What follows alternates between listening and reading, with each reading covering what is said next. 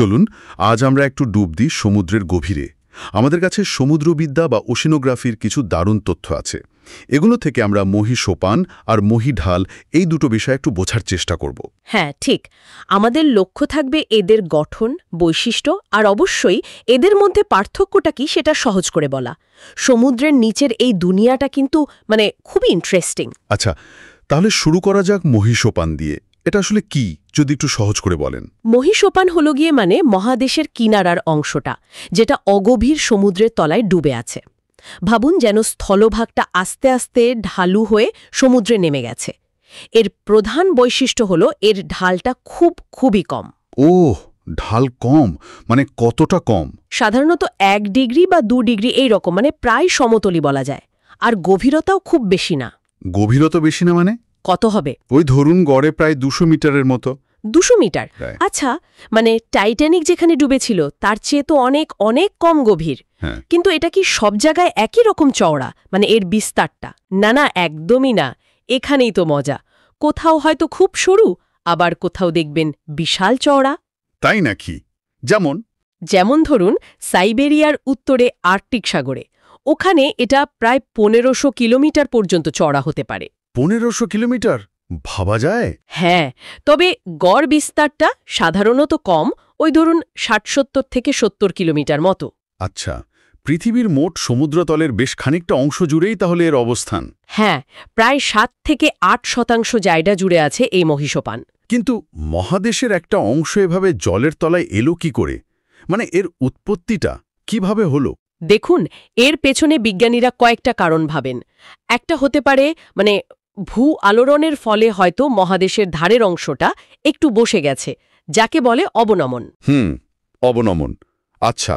আবার এমনও হতে পারে যে বরফ যুগে যখন সমুদ্রের জলস্তর অনেক নিচে ছিল, তখন এই এলাকাগুলো ডাঙায় ছিল। পরে বরফ গলে জলস্তর বাড়ায় এগুলো ডুবে যায়। ও আচ্ছা, এটাও সম্ভব। আরেকটা মত হলো নদীগুলো যে যুগ যুগ ধরে পলি বয়ে আনে, সেই পলি জমতে জমতে হয়তো এই অগভীর এলাকাটা তৈরি হয়েছে। বেশ কয়েকটা তত্ত্ব তাহলে।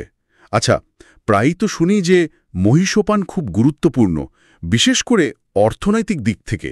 ব্যাপারটা কি একটু বলবেন? হ্যাঁ, ঠিক ধরেছেন। এর অর্থনৈতিক গুরুত্ব কিন্তু সাংঘাতিক। তাই কেন?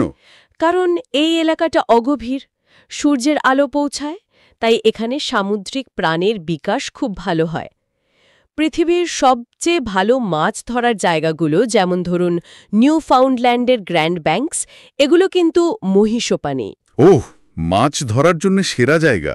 শুধু মাছই না, ভাবুন পৃথিবীর সামুদ্রিক তেল আর প্রাকৃতিক গ্যাসের একটা বিরাট অংশ। তেল আর গ্যাসও? হ্যাঁ, যেমন আমাদের দেশের বম্বে হাই, সেটাও তো মহীসোপানে। এছাড়া বাড়ি তৈরির জন্য বালি, নুড়ি এগুলোও পাওয়া যায়। আর কিছু দরকারি খনিজ পাওয়া যায়, যেমন ধরুন কেরালার উপকূলে মোনাজাইট বালি, যাতে থোরিয়াম থাকে, সেটাও মহীসোপানের সম্পদ। বাহ, তাহলে তো এটা সত্যি একটা গুপ্তধনের ভাণ্ডার। একদম। আচ্ছা, এই মহীসোপান যেখানে শেষ হচ্ছে সেখান থেকেই তো তাহলে মহীঢাল শুরু। ওটা কেমন? ঠিক তাই, মহীসোপান যেখানে শেষ সেখান থেকে হঠাৎ বেশ খাড়াভাবে নিচের দিকে নেমে গেছে একটা ঢাল, এটাই মহীঢাল। এটা হলো আসলে মহীসোপান আর গভীর সমুদ্রের যে তলদেশ তার মাঝখানের সংযোগকারী অংশ। খাড়া বলছেন? কতটা খাড়া? মহীসোপানের চেয়ে অনেক বেশি? হ্যাঁ, অনেক। মহীসোপানের ঢাল যেখানে ছিল 1 ডিগ্রি বা 2 ডিগ্রি, সেখানে মহীঢালের গড় ঢালই হল 4 ডিগ্রি থেকে 5 ডিগ্রি।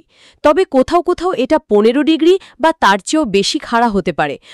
অনেক পাহাড়ি রাস্তার চেয়েও বেশি খাড়া কিন্তু। বলেন কি? 15 ডিগ্রি বা তারও বেশি? আর গভীরতা? গভীরতা 200 মিটার থেকে শুরু, মহীসোপানের শেষ থেকে। এটা নেমে যায় প্রায় 2000 মিটার পর্যন্ত। 2000 মিটার? বেশ গভীর। আচ্ছা, এটা কি মহীসোপানের মতো অতটা চওড়া? না, অতটা না। তুলনামূলকভাবে এটা বেশ সরু। সমুদ্রতলের প্রায় 8.5% জায়গা জুড়ে আছে এটা। এর উৎপত্তি নিয়ে কি জানা যায়? এটাও কি মহীসোপানের মতো একই কারণে তৈরি? না, এর কারণগুলো একটু অন্যরকম ভাবা হয়। কেউ মনে করেন ভূত্বকে হয়তো বড় ফাটল বা চ্যুতি, ফল্ট তৈরি হয়েছিল, তার ফলেই এই খাড়া ঢাল। আবার কেউ ভাবেন মহাদেশের কিনারার পাথর হয়তো ভাঁজ খেয়েছে, ফোল্ডিং, অথবা মহীসোপান থেকে পলি গড়িয়ে এসে জমে জমে এটা তৈরি হয়েছে। আচ্ছা, এখানে কি মহীসোপানের মতো মাছ বা অন্য সম্পদ পাওয়া যায়? মানে অর্থনৈতিক গুরুত্বটা কেমন? সাধারণত এই খাড়া ঢালে আর এত গভীরে সূর্যের আলো তো ভালো করে পৌঁছায় না, তাই সামুদ্রিক জীবন অনেক কম। ও, আর অর্থনৈতিকভাবে গুরুত্বপূর্ণ সম্পদ যেমন ধরুন তেল, গ্যাস বা মাছ, এগুলো এখানে এখনো পর্যন্ত তেমন কিছু পাওয়া যায়নি। তার মানে এর অর্থনৈতিক গুরুত্ব মহীসোপানের তুলনায় অনেক কম। হ্যাঁ, অনেক কম, প্রায় নেই বললেই চলে এখনো পর্যন্ত যা জানা গেছে। বেশ, তাহলে যদি আমরা দুটোকে পাশাপাশি রাখি, মানে মহীসোপান আর মহীঢাল, এদের মূল পার্থক্যগুলো কি কি দাঁড়ালো একবার যদি সংক্ষেপে বলেন? পর্যন্ত মহীঢাল বেশ গভীর, 200 থেকে 2000 মিটার। আচ্ছা, গভীরতা। তারপর দ্বিতীয়ত ঢাল, মহীসোপান প্রায় সমতল, 1 ডিগ্রি 2 ডিগ্রি। মহীঢাল বেশ খাড়া, গড়ে 5 ডিগ্রি বা তার বেশি, অনেক বেশিও হতে পারে। ঠিক, ঢালটাও একটা বড় পার্থক্য। তৃতীয়ত বিস্তার বা চওড়া কতটা। মহীসোপান সাধারণত বেশ চওড়া হয়, মহীঢাল তুলনামূলকভাবে সরু। চতুর্থ সম্পদ, মহীসোপান মাছে আর খনিজে ভরপুর, মহীঢালে এসব সম্পদ প্রায় নেই বললেই চলে। একদম। আর এই সব কারণেই পঞ্চম পার্থক্যটা আসছে অর্থনৈতিক গুরুত্ব। মহীসোপানের গুরুত্ব অংশং বেশি, মহীঢালের গুরুত্ব সেখানে অনেক কম। পরিষ্কার বোঝা গেল।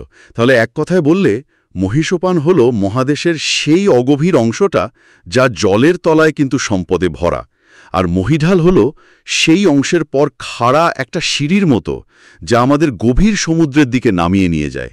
একদম ঠিক বলেছেন। এই দুটো স্তরকে চেনা মানে সমুদ্রের তলার যে বিশাল ভূগোল তা বোঝার প্রথম ধাপটা পেরোনো। বললাম যে মহীসোপানে প্রচুর সম্পদ আছে যা আমরা কাজে লাগাচ্ছি, কিন্তু প্রযুক্তি তো দিন দিন উন্নত হচ্ছে। ভাবনার বিষয় হল, ভবিষ্যতের উন্নত প্রযুক্তি কি আমাদের এই গভীর আর খাড়া মহীঢাল অঞ্চলের দিকেও অনুসন্ধান চালাতে সাহায্য করবে? কে জানে, হয়তো এই আপাতদৃষ্টিতে সম্পদহীন দুর্গম অঞ্চলেই লুকিয়ে আছে ভবিষ্যতের কোনো অজানা সম্পদ বা নতুন সম্ভাবনা। এটা নিয়ে শ্রোতারা ভাবতে পারে।